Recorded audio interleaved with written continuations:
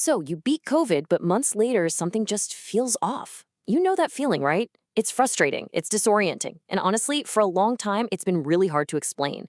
Well, today we're going to break down the science behind long COVID brain fog and, most importantly, lay out a clear path to getting your clarity back.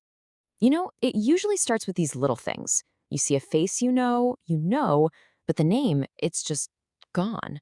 Or you're reaching for a common word, a word you've used 1,000 times, and it's just poof, vanished. Or maybe this is you. You're right in the middle of making a point, you're on a roll, and then nothing.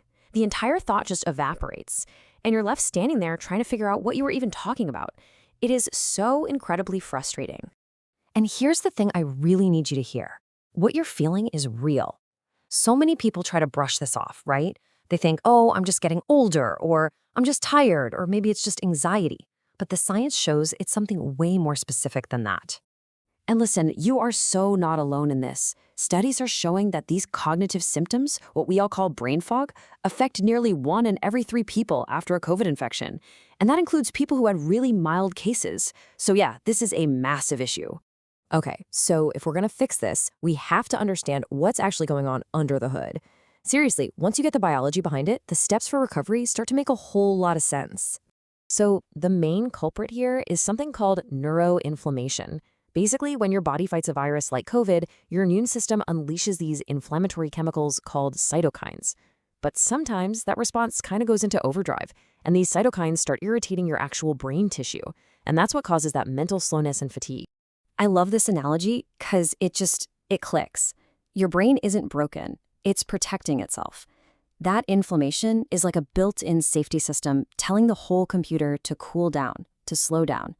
And what you experience as brain fog is really just that protective slowdown. And there's another piece to the puzzle. Your brain has this amazing security system. It's called the blood-brain barrier.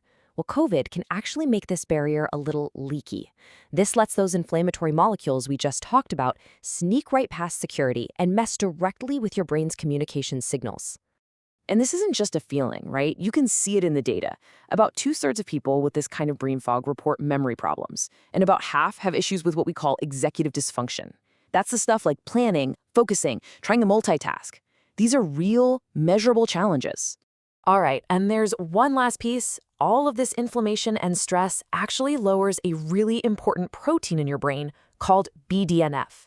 Now, the easiest way to think about BDNF is like it's fertilizer for your brain cells. So when those BDNF levels drop, your brain's ability to repair itself and build new connections, that's called neuroplasticity, it just slows way, way down. So let's be super clear about this because it is so important. Brain fog is not a personal failing. It is a physical, biological injury to your brain, just like a sprained ankle is an injury to your joint. And just like any physical injury, it absolutely can heal if you give it the right support. So you're probably wondering, okay, but how do I know for sure if this is what's happening to me? Well, it turns out there are some really specific neurological tests that are great at identifying this exact type of brain injury. We're going to focus on the top 3. First up is the MoCA test, which is a cognitive assessment. Second is something called an ocular motor exam, which actually tracks how your eyes move. Believe it or not, subtle problems there can point to brain issues. And third, supportive blood tests that look for inflammation and check on key vitamin levels. Now, that MoCA test is a real game changer. It's just a 10-minute test, but it can pick up on cognitive impairment even when a big, expensive MRI looks totally normal. The clinical benchmark is a score below 26, and it's super common for us to see long COVID patients scoring somewhere in that 21 to 25 range. And hey, it's just as important to know what doesn't usually help, right? At least not at first. For brain fog by itself, routine CT scans or EEGs, they often just come back normal. They don't really add much to the picture unless there are other specific symptoms going on, like seizures. Okay.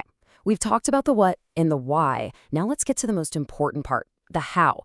We're going to walk through a structured 8-week plan that's really helping people get their mental clarity back. So we break this journey down into 3 clear phases. First things first, we have to calm the fire, right? Reduce that inflammation.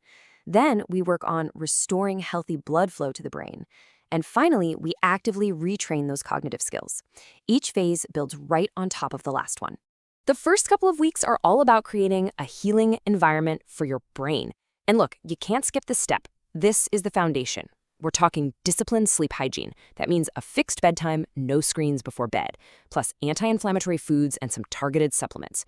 Seriously, if you skip this, the other steps just won't work as well. All right, next up, we're going to focus on blood flow. Now, we're not talking about going out and crushing some intense workout. No, the goal here is gentle, consistent aerobic activity. Think a 20-minute walk or swim, maybe 3 times a week. That consistency is what boosts that amazing BDNF growth factor and helps the brain heal itself. And in the final phase, it is time to take your brain to the gym. Using some really cool targeted brain training apps, you can systematically rebuild your attention span, your working memory, and your overall mental endurance. This is the active retraining that really locks in your recovery. And this isn't just some theory. I want you to hear what Rachel, a 42-year-old teacher, said after she followed this plan. Her MOCA score went from a 22 all the way up to a 28. But it's her description I love. She said it felt like someone cleaned a dirty windshield. I mean, that's the perfect way to describe that feeling of clarity coming back. Now, while this plan helps most people, we do need to talk about some red flags. It's really important to know which symptoms mean you need a more urgent look, so let's just go through them calmly and clearly. If you're experiencing any of these things, symptoms that are getting progressively worse over time, weakness on just one side of your body, any new vision loss or seizures, or really big personality changes, that's when it's time to see a neurologist for a deeper dive, which might include an MRI. Brain fog on its own is not a red flag, but these specific symptoms are. So let's just boil all this down, right? What are the big takeaways? Number 1, brain fog is a real biological injury. It's not in your head. 2, it's mostly driven by inflammation. 3, it can be diagnosed with objective tests. And number 4, the most important one, a structured, phased recovery is absolutely possible. I want you to remember this. Getting your mental clarity back isn't about luck, and it's not about just waiting it out and hoping for the best. It's about understanding the biology of what happened to your brain and then taking the right steps to support its incredible natural ability to heal.